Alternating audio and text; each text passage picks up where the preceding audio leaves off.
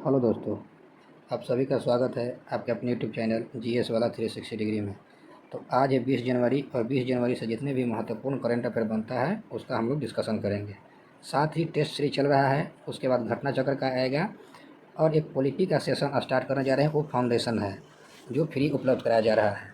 उसमें हर एक टॉपिक को डिटेल से बताया जाएगा, उसको भी आप लोग ध्यान से देखिएगा। जहाँ नोट करना होगा वहाँ आप लोग नोट करते चलिएगा। तो चलिए आज है 20 जनवरी, तो 20 जनवरी का करंट अफेयर की तरफ बढ़ते हैं। और कंटेंट जो है आपके लिए सेलेक्टेड है। कंटेंट अच्छा लगता है तो चैनल को ज़रूर सब्सक्राइब कर लीजिए। तो चलिए क्वेश्चन की तरफ बढ़ते हैं। कहा था कि हाल ही में राष्ट्रीय विज्ञान ड्रामा महोत्सव 2024-25 का आयोजन कहाँ हुआ है। तो ये 2024-25 का जो आयोजन हुआ है वो कहाँ हुआ है, तो नई दिल्ली में हुआ है। ठीक है, यहाँ से सवाल ये बनता है कि नई दिल्ली में तो कब हुआ है। तो ये जो हुआ है 18 जनवरी को हुआ है। ठीक है, यहाँ से भी ध्यान रखना है कब हुआ है, तो 18 जनवरी को इसकी शुरुआत हुआ है। अब यहाँ से पूछता कि जो नई दिल्ली में हुआ है वो कहाँ पे हुआ है, तो राष्ट्रीय विज्ञान केंद्र में हुआ है। कहाँ हुआ है, तो राष्ट्रीय जो विज्ञान केंद्र है वहाँ हुआ है, और राष्ट्रीय विज्ञान केंद्र में। ठीक है, उसके बाद यहाँ से सवाल आपसे क्या पूछेगा कि राष्ट्रीय विज्ञान केंद्र मतलब उसके मुख्य अतिथि कौन थे। तो मुख्य अतिथि हो जाए कौन, डॉक्टर सुमित्रा गुप्ता। ठीक है, यहाँ से ये इंपॉर्टेंट सवाल है। साथ ही यहाँ से क्या कहा था कि पहले जो है भारत के 28 राज्य और 8 जो यूटी था उसमें जो है इसको आयोजन होता था, और वहाँ से जो है उसके ग्रामीण स्तर तक इसका आयोजन होता था। लेकिन अभी वहाँ तक ये नहीं होता है। तो इसमें जो है कितना करीब छात्र भाग लेता था, तो 40,000 से अधिक इसमें भाग लेता है। तो अब यहाँ से सवाल ये बनता है कि राष्ट्रीय विज्ञान संग्रहालय परिषद जो है इसका गठन कब हुआ है। तो राष्ट्रीय विज्ञान संग्रहालय का जो गठन हुआ था वो हुआ था कब, तो 4 अप्रैल 1978 को। यह जो है लाइन आप जरूर नोट डाउन कर लीजिएगा। साथ ही कहता है कि पूरे भारत में फैले 26 विज्ञान केंद्रों और संग्रहालयों का प्रबंधन करता है। यानी राष्ट्रीय विज्ञान जो संग्रहालय है वो पूरे भारत में जो है 26 विज्ञान केंद्रों पे कितना है, तो 26 को विज्ञान केंद्र है, यहाँ इसका जो है प्रबंधन करता है। और साथ ही यहाँ से भी सवाल पूछ लेगा कि राष्ट्रीय विज्ञान संग्रहालय के जो है इसका हेडक्वार्टर कहाँ पे है। तो इसका जो हेडक्वार्टर है ये कोलकाता में है। तो यहाँ से इतना महत्वपूर्ण सवाल है। तो चलिए अब अगले क्वेश्चन की तरफ बढ़ते हैं। अगला क्वेश्चन है कि हाल ही में लोकपाल दिवस कब मनाया गया है। तो लोकपाल दिवस जो मनाया गया है वो 16 जनवरी को मनाया गया है। और यहाँ से जो सवाल ये पूछेगा कि जो 16 जनवरी को मनाया गया है तो ये कौन से क्रम का है, आपसे क्रम पूछेगा। तो ये फर्स्ट क्रम का है। अभी जो इस बार जो मनाया गया है ये पहले क्रम का है, और जो पहले क्रम से जो भी बनता है क्वेश्चन वो एग्जाम के लिए इंपॉर्टेंट होता है। तो यहाँ से सवाल हो गया पहले क्रम का। तो यहाँ से जो था कि लोकपाल की जो है इसकी स्थापना कब हुआ था। तो लोकपाल की स्थापना जो हुआ था 2013 में हुआ है, 2013 में। यहाँ से ये पूछेगा कि इस बार जो इसका आयोजन हो रहा है वो कहाँ पे हो रहा है। तो इसका आयोजन जो हो रहा है वो दिल्ली में हुआ है। ठीक है, यहाँ से दिल्ली याद रखिएगा। साथ ही यहाँ से ये भी याद रखिएगा कि इसमें जो है ये सवाल पूछ लेगा कि इसकी स्थापना के बाद कितने सालों के बाद जो है यह दिवस मनाने की घोषणा किया गया है। तो 11 साल के बाद, यहाँ से भी सवाल ये ध्यान रखिएगा। साथ ही इसके जो मुख्य न्यायाधीश जो थे संजीव खन्ना जो थे ये भी उपस्थित थे, और पूर्व लोकायुक्त न्यायमूर्ति जिसका नाम क्या है एन संतोष हेगड़े ये भी इसमें शामिल थे। तो यहाँ से इतना सवाल इंपॉर्टेंट आपके लिए है। चलिए अब बढ़ते हैं अगले क्वेश्चन की तरफ। और अगला क्वेश्चन है क्वेश्चन नंबर 3। हाल ही में सौर ऊर्जा संचालित कौशल वैन क्या है, कौशल वैन की शुरुआत किसने किया है। तो जयंत चौधरी ने किया है। ठीक है, ये कौशल वैन किया गया है। ठीक है, यहाँ से जो वैन है इसका उद्देश्य क्या है कि कम सेवा प्राप्त है, क्या है कि कम जो सेवा प्राप्त है कम सेवा प्राप्त समुदायों तक, कहाँ, तो कम सेवा तक जो है समुदाय जिसके पास जो सेवा कम मिल रहा है उस समुदाय तक जो है क्या करना है, शिक्षा और किसका, अवसर सीधे पहुंचाना है। क्या है, सीधे उसके पास तक पहुंचाना है, यही इसका मेन उद्देश्य है। और साथ ही यहाँ से इसमें से एक और इम्पोर्टेंट सवाल बनता है कि यह भी जो है कौशल जो है वैन जो संचालित किया जा रहा है और किससे कहते हैं, तो सौर ऊर्जा से। तो यहाँ से सौर ऊर्जा द्वारा संचालित है, तो ये भी ध्यान रखना है। और ये कहाँ कहाँ अभी स्टार्ट हुआ है, तो ये हुआ है सिक्किम में। ठीक है, पहला सिक्किम, दूसरा आंध्र प्रदेश और तीसरा झारखंड में। तो यहाँ से तीनों स्टेट के नाम आपको याद रखना चाहिए क्योंकि यहाँ से सवाल एग्जाम में पूछेगा। तो चलिए अगले क्वेश्चन की तरफ बढ़ते हैं। और अगला क्वेश्चन है क्वेश्चन नंबर 4।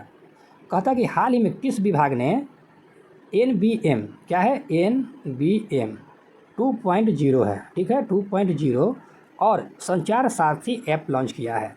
क्या है, संचार साथी ऐप लॉन्च किया है। ये कौन सा विभाग किया है, तो दूरसंचार विभाग लॉन्च किया है। और यहाँ से जो इम्पोर्टेंट सवाल बनेगा उसको हम लोग पढ़ेंगे। तो यहाँ से जो NBM का मतलब क्या होता है कि राष्ट्रीय राष्ट्रीय ब्रॉडबैंड मिशन होता है, ठीक है।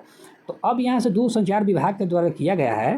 तो NBM को जो है 2.0 का उद्देश्य क्या है, तो ग्रामीण क्षेत्र में ब्रॉडबैंड पहुंच का विस्तार करने और इंटरनेट की गति में सुधार करने के लिए जो है NBM 2.0 लाया गया है। तो कहाँ तक, तो ग्रामीण स्तर तक, यानी गांव के तक जो है इंटरनेट की सुविधा को उपलब्ध कराना है। यहाँ से सवाल पूछेगा कि साक्षी जो संचार साथी ऐप है इसका क्या उद्देश्य है, तो आयोग जो उपयोग करता है उसको धोखाधड़ी की रिपोर्ट करने, जो धोखाधड़ी जो हो रहा है इसके रिपोर्ट को क्या करने के लिए, रिपोर्ट करने के लिए, साथ ही कनेक्शन प्रतिबंधित करने के लिए और खोए हुए उपकरण ब्लॉक करने की अनुमति देकर इसको क्या है, बढ़ावा देना है।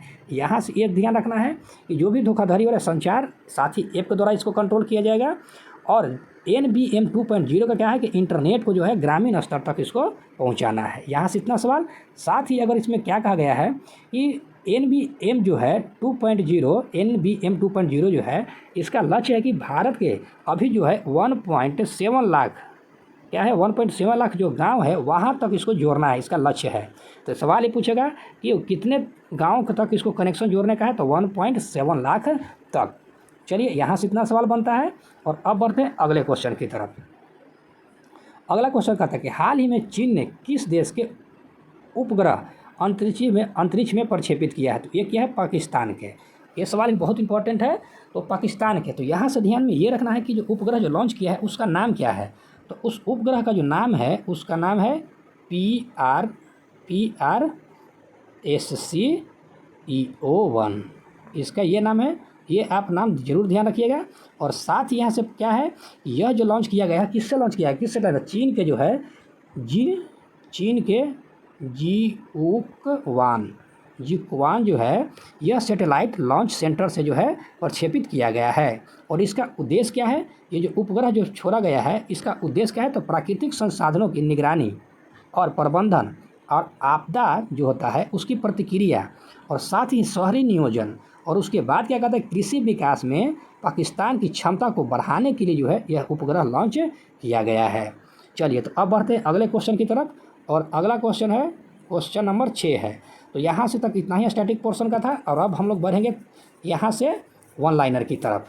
तो इसमें थोड़ा सा बढ़ेंगे और उसके बाद हम लोग वन लाइनर की तरफ बढ़ेंगे। तो चलिए कहता है हाल ही में किसने अंतरिक्ष में ब्लैक आइड मटर के बीजों का जो है सफलतापूर्वक अंकुरित किया, तो ये किया कौन, इसरो ने। ठीक है, तो इसरो जो किया है, तो यहाँ से इम्पोर्टेंट सवाल ये बनता है कि अपने जो है compact research module for orbital plant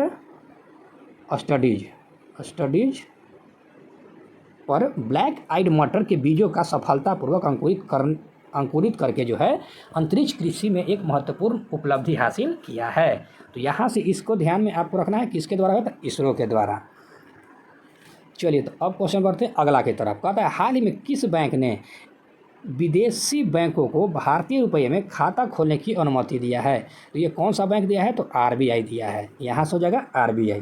और अगला क्वेश्चन है, यहाँ से बढ़ते हैं। तो कहता है कि हाल ही में महानिदेशक डेविड लिंच होगा, यहाँ डेविड लिंक लिखा गया है, डेविड लिंच यहाँ पे होगा, लिंच टाइपिंग मिस्टेक है, लिंच ये कितनी वर्ष की आयु में निधन हो गया है, तो ये हो जाएगा 78 वर्ष की आयु में जो है अभी निधन हो गया है।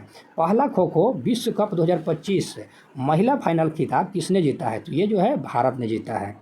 अगला है कि ये जो है किसको हराया है, तो ये भी ध्यान रखना है कि नेपाल को हराया है। और कितना से जीता है, तो 78-40 के मुकाबला से हराया है। ठीक है, अब का अगला क्वेश्चन है कि विश्व आर्थिक मंच 2025 सम्मेलन कहाँ आयोजित होगा, तो ये जो आयोजित होगा दावोस में होगा। और दावोस कहाँ पड़ता है, तो स्विट्जरलैंड में पड़ता है। और यह जो है जो आर्थिक जो मंच है इसका सम्मेलन जो आयोजित होने वाला दावोस में कब से कब तक होगा, तो 20 से लेके 24 जनवरी तक होगा, 20 से 24 जनवरी तक होगा, ये भी आपको ध्यान रखना चाहिए। अब बढ़ते हैं अगले क्वेश्चन की तरफ। कहता है गृह मंत्रालय अमित शाह ने अत्याधुनिक कंपोजिट शूटिंग रेंज की आधारशिला कहाँ रखा है? तो ये सरदार वल्लभ भाई राष्ट्रीय पुलिस अकादमी हैदराबाद में इसकी आधारशिला रखा है। अगला क्वेश्चन है कहता है कि इंडिया ओपन बैडमिंटन में पुरुष एकल का खिताब किसने जीता है? तो विक्टर एक्सेल्सन ने। और ये कहाँ खिलाड़ी है? तो डेनमार्क के खिलाड़ी है। यहाँ से एक और सवाल पूछ लेगा कि जो पुरुष का जो है विजेता जो है विक्टर एक्सेल्सन है, तो उप विजेता कौन हो जाएगा? तो ये हो जाएगा सी थ्यू ली हो जाएगा, जो हांगकांग के है। ठीक है, यहाँ से ये हो जाएगा। अगला क्वेश्चन है कि महिला का जो खिताब है यह किसने जीता? तो एन से यंग ने जीता। और कहाँ के खिलाड़ी है? तो दक्षिण कोरिया के है। और यहाँ से अगर उप विजेता के पास पूछेगा तो यहाँ से हो जाएगा पी चोचू बोंग हो जाएगा, चोचू बोंग। और ये कहाँ के खिलाड़ी है? तो ये खिलाड़ी है थाईलैंड का। ठीक है, ये भी ध्यान रखना चाहिए, थाईलैंड का खिलाड़ी, क्योंकि विजेता और उप विजेता का नाम जरूर याद रखना चाहिए।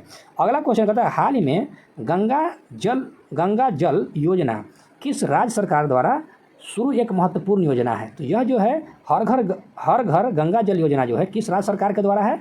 तो बिहार सरकार के द्वारा है। अगला क्वेश्चन है कि डिजिटल भविष्य पर चर्चा हेतु 5वीं आसियान डिजिटल मंत्रियों की बैठक कहाँ आयोजित की गई है? तो ये कहाँ आयोजित किया गया है? तो बीजिंग में। और बीजिंग कहाँ पड़ता है? तो चीन में पड़ता है। तो आज के लिए इतना ही। कंटेंट अच्छा लगता है तो चैनल को जरूर सब्सक्राइब कर लीजिएगा। धन्यवाद।